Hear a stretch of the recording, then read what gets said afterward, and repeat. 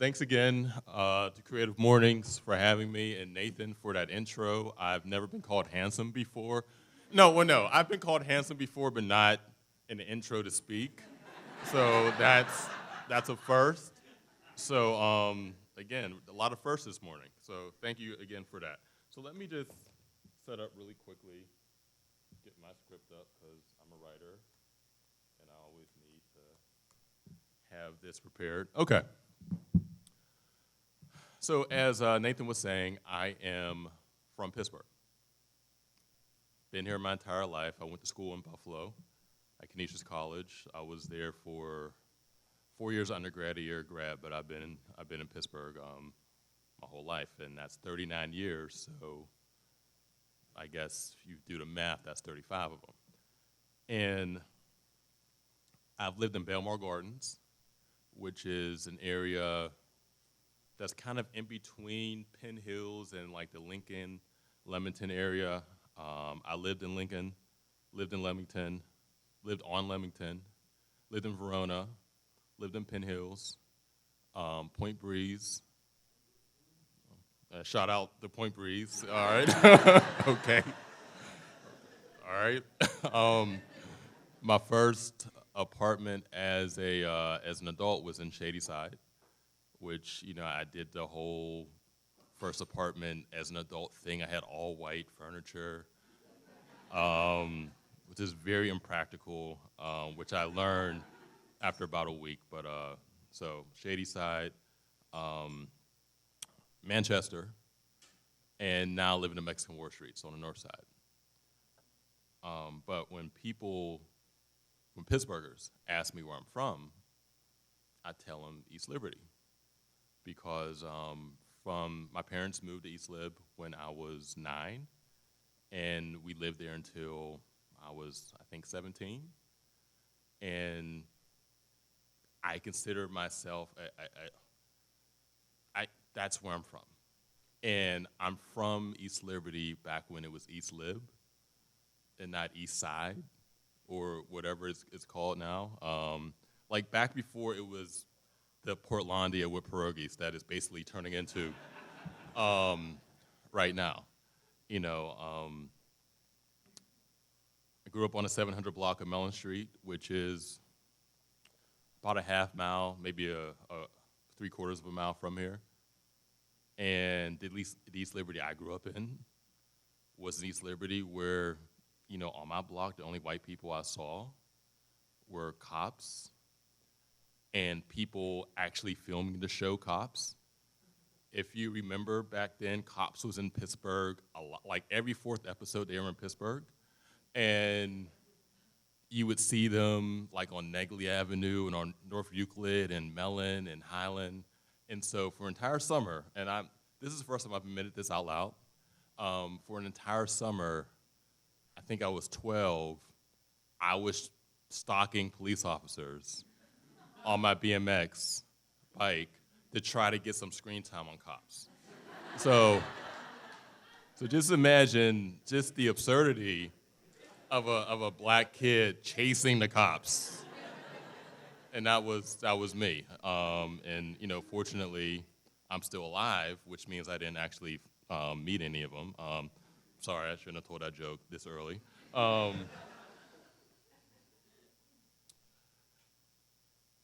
And so when people find out where I'm from, and by people I mean white people, the neighborhood that I'm from, and the way East Liberty was back then. And again, for those who don't know, East Lib in the mid-'90s, late '90s, you know, it was a lot different than it was today. I'll just leave it at that. And found out where, you know, I was from there, and a thing that I've heard a few times is, oh, you must really know how to fight. You must really be tough if you came out of that and now you're here, since that's the only way to make it out of a place that you're from. If you are a person who says or thinks things like that, please stop, because it's kind of sort of racist, but it's all, even more than a racist, it's annoying. And also, I haven't been in a fight since I was 12 years old, so it's not even like true. The and the thing is, if you're from, certain neighborhoods, yeah, you might see fights. You might be around fights. You might be able to predict when fights are happening. You might have instigated fights. You might have talked shit about people fighting. You might have provided commentary for the fights that are happening right in front of you. But it's actually the whole, you must know how to fight thing is a bit of a misnomer because you make it out by knowing how to avoid fights. And it's not necessarily that you're running away from confrontation. It's just that you have to be a little bit more savvy, a little bit more nimble. So that means everyone knows some people who are very willing to fight and are itching to fight, who are probably sitting right now waiting for the next time to fight. Be friends with those people so that, when it's fighting time, hey, I'm friends with the fighting people, so they're not going to fight me. And also, if someone's actually upset with me and wants to, engage me in that way, they know that, well, if I fight Damon, I have to fight Charles, I have to fight Daryl, I have to fight Tanisha, I have to fight the whole neighborhood because he has all of these friends that are willing to ride or die for him. So, also, a thing that everyone here remembers The Office, hopefully. And you remember Stanley from The Office. Okay. Now you remember Stanley's face. Like the perpetual, don't fuck with me, I'm tired of your shit face. You need that face. Because that face, just even if it's something as simple as you're on a bus and you don't want anyone to sit next to you, having that face is very, very crucial. It's so crucial, in fact, that right now it is actually kind of like my resting default face. And when I'm playing with my daughter, and she's I'm smiling on the inside, but she can't tell because I have this same Stanley face, and I have to actually look in the mirror and practice smiling now because I'm used to being Stanley. All right. Also, if you're not familiar with my work, some of the shit that I say is pretty absurd. So you're allowed to laugh if I say something that's a little like, am I allowed to? Is that funny? Yes, you're allowed to. I'm giving you permission today. It ends at 9:30 when I'm done, but right now you are allowed to laugh at some of the things that I say. All right.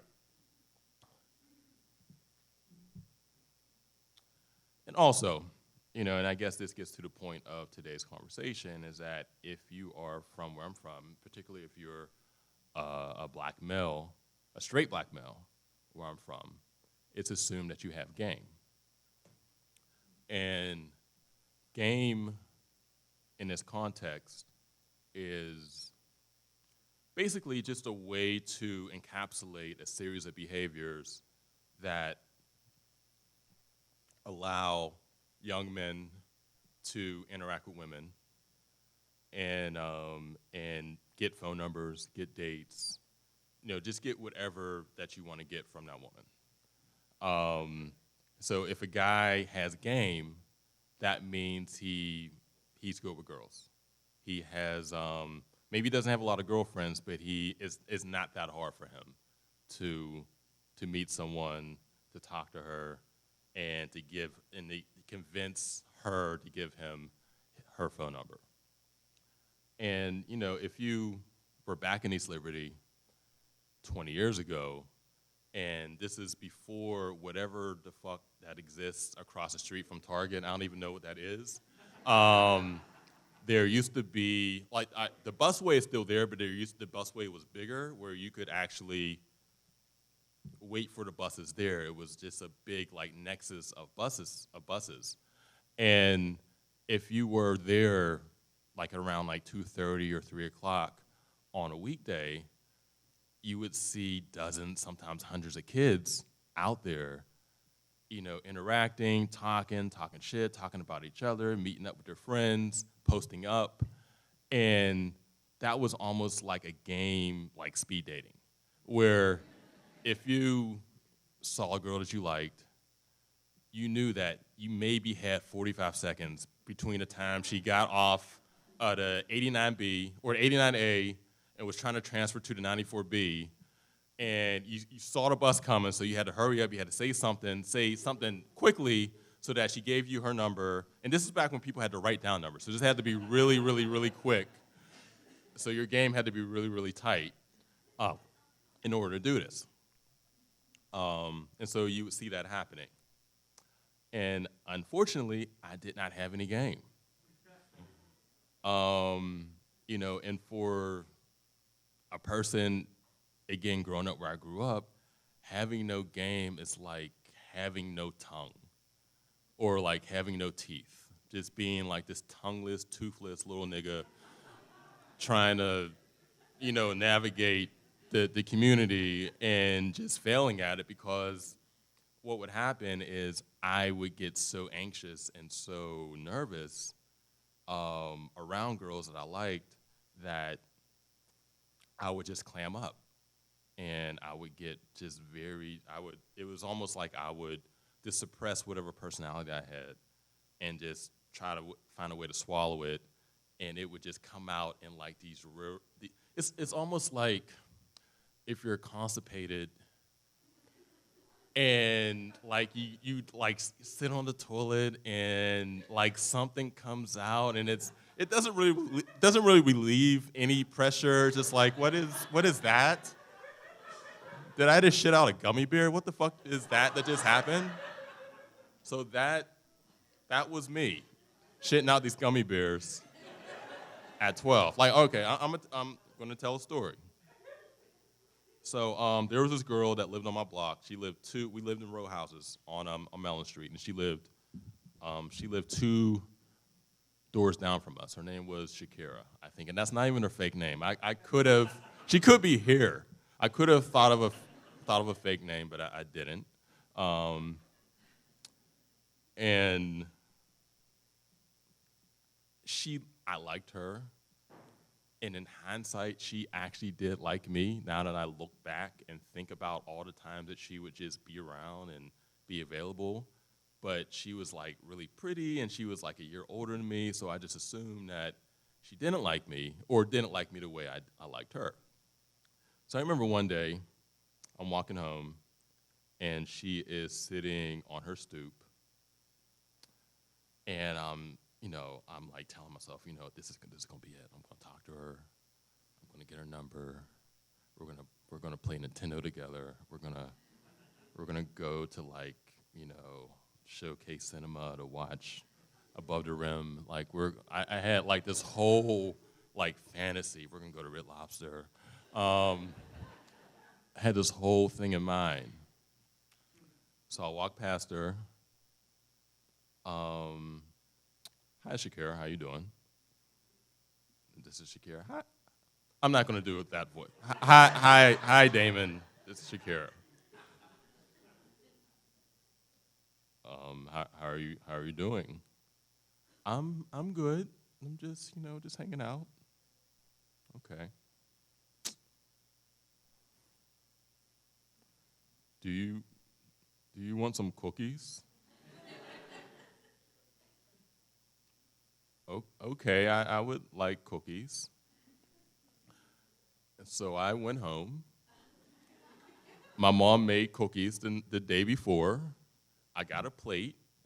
And packaging is important, so I put the cookies down on the plate and I wrapped them in paper towel. Took them back outside, and we ate cookies. And we just sat there eating cookies, and when we were done, she said, "Thank you." I said, "You're welcome," and then I went home. And that was my game back then. It was cookie game. And this carried on through high school. And just give a bit more of a context, I was a bit of a basketball star in high school. Like, I actually played basketball and went to college on a basketball scholarship.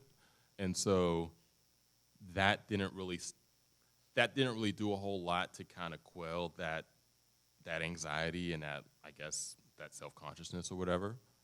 And so it became even worse because I knew that I'm like this star athlete and I'm expected to be a certain way. But again, I would just always clam up. And it got to the point where now, because I had a certain status, girls were approaching me, and I still, do you want cookies? I mean, it's still like the same thing would happen. You know, I had all this game on the court, but none of it off the court.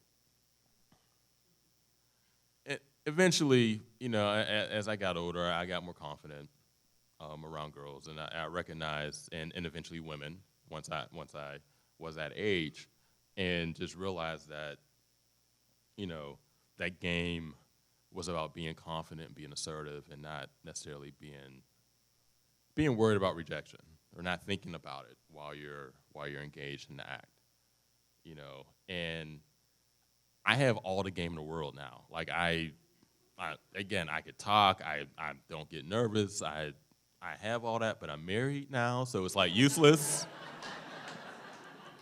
You know, it's like this cruel, sick joke. It's like if I was the Flash. Just imagine having this superpower, but then there's no crime anymore. So now I just run really fast on the elliptical. And that's just it. It's like, damn it, will someone steal something? You know, that's me now. I'm like hamstrung because game for me, 39-year-old married father, is useless. Okay. So those of you, you know, if you're familiar with my work, you know that I talk a lot about race. I talk about racism. I talk about politics, pop culture. I talk too much about potato salad. I think that I probably need to stop talking and writing about potato salad. I think my potato salad blogging quota is fulfilled. Like the next potato salad related piece you're going to see from me will probably come in 2027 because I've written about it far too many times. But I also, you know, I talk and I write and I think quite a bit about masculinity and misogyny and rape culture and patriarchy and just what manhood means, what straight black malehood means, how that, I guess, has affected my interactions with people. You know, I'm writing a book right now, and the book actually dives into a lot of those subjects, you know, and deconstructs and like interrogates a lot of those interactions that I was just joking about from when I was like 13, 14, 15, 16 years old. And I think about just patriarchy in general and how a lot of the seemingly innocent and innocuous things that we do contribute to that. Even things that we don't necessarily realize are doing it. Like if patriarchy is like, if you play Jenga, just imagine a patriarchy is like this just giant like Jenga structure. And there are dozens of different pieces that give it its heft, that allow it to stand and withstand. And when I think about game and I think about what it's predicated on, I can't help but think now about it being one of those pieces, at least game in the context of the game I was talking about just now.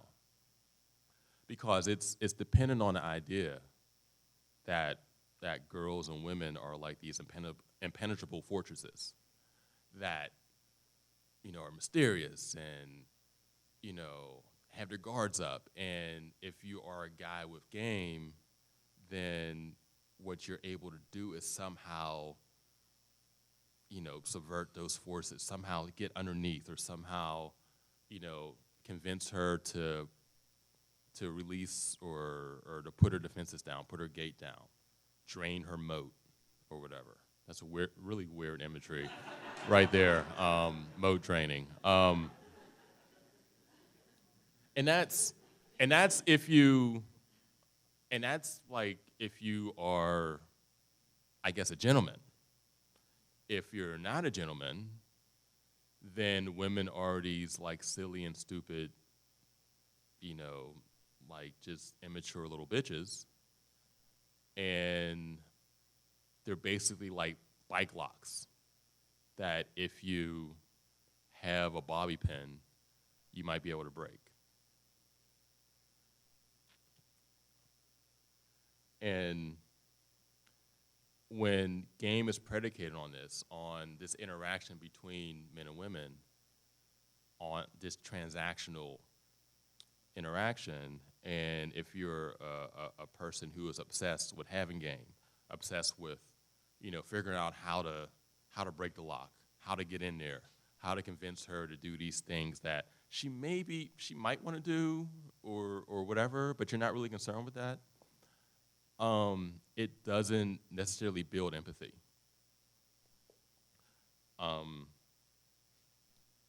In fact, you're actually actively stamping empathy out. Because if game at its most effective is not thinking about how she feels. It's thinking about what you want from her. It's thinking about how getting her is going to make you feel. It's thinking about the status that you might receive after you've been able to, conquer her. And conquer could be a phone number, conquer could be a date, conquer could be sex. And these are things that, of course, the people who are engaged in these interactions and these transactions aren't actively thinking that way. But it doesn't matter when it's a part of, again, this larger Jenga structure. And again, all of these different pieces comprise the puzzle. And, of course, I don't want to make it seem as if women and girls don't have agency, because they do. They're able to choose, who they want to sleep with, who they want to go out with, who they want to date, whatever. But is it really a choice if patriarchy constructs and constricts the rules of engagement? Now, this question isn't rhetorical, but I don't have any answers. I don't know how a different way of interacting would look. So much of what we do is predicated on patriarchy, and we have investments in it. I have investments in it. Even as I recognize the danger of it, and even as I recognize my attempts to kind of extract it out of me, I recognize that I still have investments in it. And, sometimes I even ask if that's even possible here in America, because capitalism and patriarchy are so intertwined. Capitalism, patriarchy, sexism, racism, classism, all of those things just combine, and congeal into one like vat of fuck shit that we all have to live with. And and when people talk about rape culture or use the word culture, I feel like that doesn't even really go far enough, because it's an atmosphere. It's like it's embryonic fluid that we swallow and breathe in and choke on and just try to navigate through.